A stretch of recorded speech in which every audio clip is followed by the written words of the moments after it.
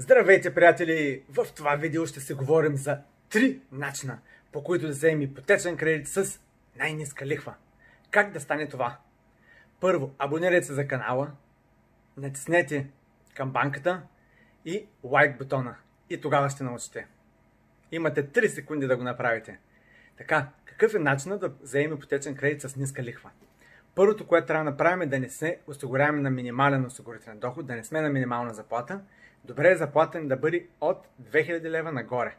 Първото минимално осигуровки да са 2000 лева плюс. Това е огромен бонус, когато отидем пред банката.